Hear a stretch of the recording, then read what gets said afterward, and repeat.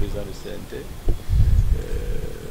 C'est ça dans le cadre de nos échanges périodiques entre le PNUD et le CNT.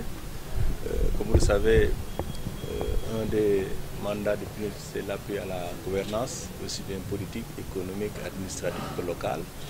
Et à ce titre, nous accompagnons le CNT depuis un certain nombre de temps pour le renforcement des capacités du CNT, pour l'aider à bien mener son mandat, qui est un mandat de suivi et de contrôle de l'action gouvernementale, de suivi des politiques publiques.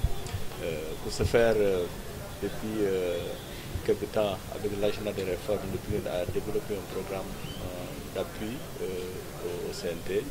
Et j'étais passé discuter avec le président l'état d'avancement de ce programme, quels sont les défis, quels sont les succès, comment pour renforcer les défis, transformer les défis en succès et vraiment renforcer cette collaboration-là. J'ai été agréablement surpris parce que le président du CNT a encore une fois rendu hommage au PNUD de son partenariat et de sa disponibilité à les accompagner. Il a beaucoup apprécié l'accompagnement du PNUD qui a permis au CNT de faire passer un certain nombre de lois, dont le dernier en date qui est le sur le code de procédure pénale, avec sur laquelle nous avons travaillé depuis le début avec le ministère en charge de la justice. Et nous avons aussi discuté d'autres chantiers nouveaux qu'on pourra démarrer dans le cadre de suivi des politiques publiques, parce que le CNT aussi a un rôle.